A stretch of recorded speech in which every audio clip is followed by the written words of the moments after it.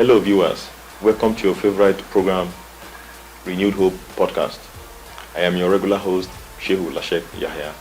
And on the Renewed Hope Podcast, we try as much as possible to bring in special guests who will be coming to dissect and analyze the Renewed Hope Manifesto of our amiable President Bola Ahmed Tinubu in his administration. Here in the studio with me to discuss youth inclusivity in government of President Bola Ahmed Tinubu is Honorable Mahmud Awal Mohammad, President of the Progressive Union. You know, he has played an active role in the pre-election era during the campaign. You know, we were together. We saw all the effort that he made, and every other person in the circle of the APC Youth Wing. So he will be talking to us, about leadership as it affects the youth. Welcome, Honorable Mahmud. Thank you very much. It's a pleasure once again to be here, and I feel honored for the invitation.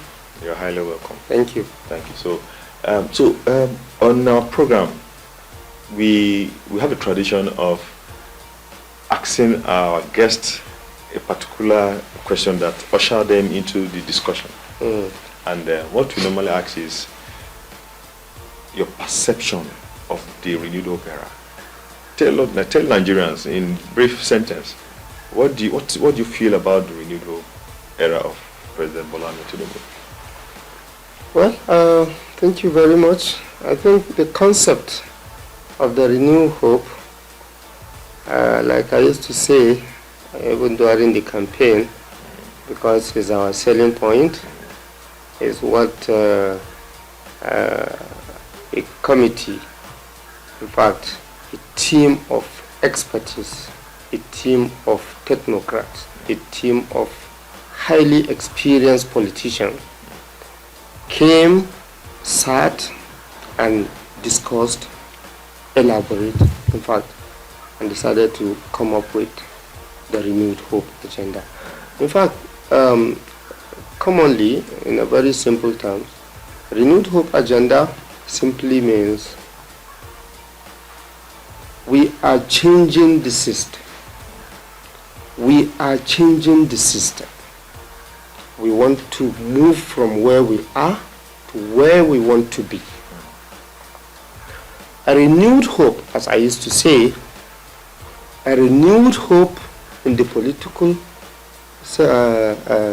aspect, a renewed hope in the economic aspect, a renewed hope in the social aspect of life.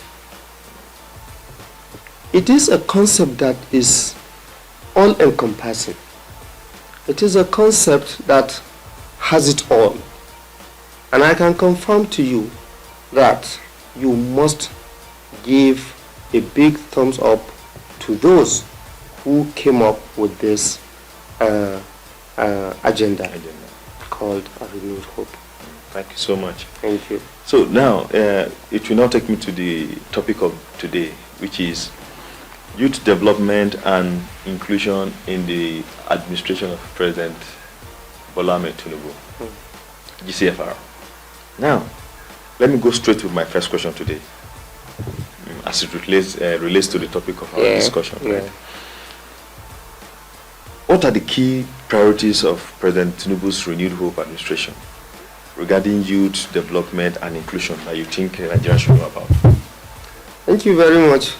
In fact, the Renewed Hope regarding it affects the youth in the country is one of the most important aspects of it is educating the youth.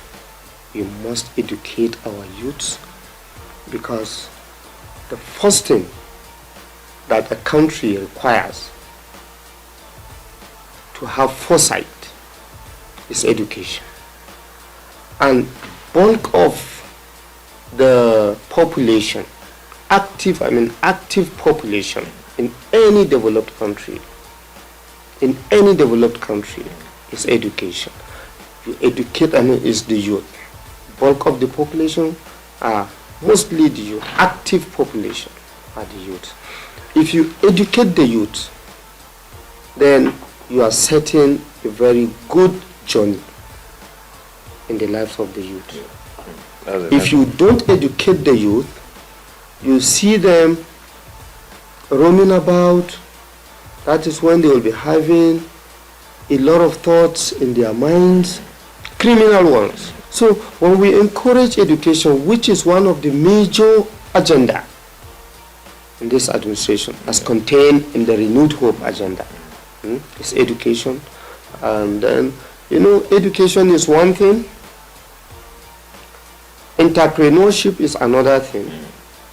You see, in a modern life, we must disabuse the belief, the idea that you must work with the government. So we should be more creative we should be more entrepreneurial. We should be more business oriented. The government is willing. You see, I used to tell people that we are lucky to have President Bola Ahmed Tinubu. Indeed. We are lucky. The reason is simple. He has seen everything in the world. The good, the bad, the ugly. And the ugly. He knows what is best for the country. Yeah, sometime in our previous episodes, we had a guest who came here, and then she was making reference to Aswaju's political strategy, his style of leadership, and she made a very interesting comment, and I think I would like to go into that recap on that. She said the Aswaju strategy, the Aswaju school of thought, should be included in the 48 laws of power. So this is something that even if the writer of the 48 laws of power come across, they'll be like, okay, let's really understudy this guy, and and see how we can bring some of his we can summarize that into the laws of leadership. You understand? No, to be honest with you, Asiwaju is the best for this country. Exactly. We are happy. I agree with you 100%. We are happy that he is the person driving the country as of today. As of today. So let me take, 100%. Sorry for cutting you, because I know that you're so passionate about President Tinubu, and if I allow you, you keep, saying a lot of good things that the youths, will benefit from him. So let me go to the second question for you today, right? Which is, how do you think President Tinubu plans to address the challenges faced by the youths in terms of unemployment and lack of opportunities? You see, one thing with the president is that he knows the challenges facing the youth. And he knows it, that there is no way the government will employ everybody in the country. As a result of that, he has to come up with a scheme. He has to come up with a plan that will accommodate this youth. What are these plans? You see, he has this, even though the ministers are not yet in place, you understand, but from the Renewed Hope, what we see is that he is going to train, there's a scheme to train the youth on various numbers of entrepreneurship. Not train and dump, no, train and empower. And engage, and empower. Train and empower. And there is no way, we must instill discipline. Let me tell you, in the past, it's not that youth are not being trained for entrepreneurship. But the thing is that what they do usually, in most cases, is that you will give them money, thinking you are empowering them, not knowing you are destroying them. Yes. Because there was never a clear-cut set mechanism to to check in whatever support is being given to you. Mostly no interest. And you are given 2 million, for example. Sorry for cutting you. I want to, something cross my mind that I would also like to share. As regards creating opportunities, creating employment for Nigerian youths. As at the moment, as we are speaking right now, I believe one of the sectors that can help help increase job opportunity, employment for Nigerian youths is for the president to immediately appoint his ministers, hit the ground running, especially in the area of reviving our textile industries, reviving our power and iron and steel industries, and also reviving our petroleum industry. We are happy that the previous government, tried, a lot in reviving the petroleum industry, especially with the Dangote refinery coming up, and some other modular refineries that we have across the country that we are hoping to be. We want to use this Renewed Hope podcast to appeal to Mr. President to, as a matter of urgency, declare a state of emergency on the revival of our textile industries, our power, iron and steel industries, and we just need improve a system that will make Nigeria work and make the youths get fully employed. So we were trying to make a point earlier. And in addition to what you are saying, you see, and that's the reason why I always say we should be grateful for having him, Bola Ahmed Tinubu. You see, the power sector, no country develops without stable power supply.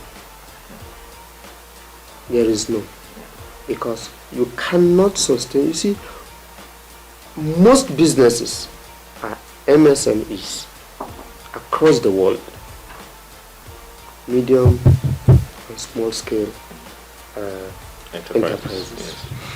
And I want to assure you that if people don't have, if there is no stable power supply, it kills virtually 90% of those businesses. So he prioritized the power sector. One of the bills he signed early time is that of decentralization of, is it the distribution of the decentralization of the whole process, of the whole distribution, generation, transmission. Thank you. Yes. So gradually, in a very short time, we will have, because he has built up a competition. He has brought in competition. And where there is competition, everybody will be looking for there will be productivity. You understand? So once that is ascertained, I want to tell you that there are many youths out there who are business oriented, who are willing to go into business ventures. But because of the instability of the power sector. So invariably you are appealing, you are using this platform. We are appealing, and we are in fact, we are saying thank you to Mr. President for signing that amendment bill. The power bill. You understand? So with that alone, in a very short time, we are going to have a very reliable and stable power. Where in turn will now come back to affect the small businesses. Instead of people to be running on generator, buying fuel, buying diesel and all of that, if you have good power supply, especially subsidized, then you're good to go. Where is the center of the decision making body? That is the National Assembly, the legislature. I can assure you that averagely 50% of the members of the House of Representatives as of today, 50 and beyond, are youth. You see, they know the in and out of factors affecting the lives of the youth. In any decision making as it relates to the youth, the president, Mr. President, should always Because Mr. President cannot be inviting people from the street, but he has them in the National Assembly, in the House of Representatives. So he should always bring them in, call on them, have a roundtable discussions with them, and possibly he can also liaise with whoever that is responsible. Are you getting my point?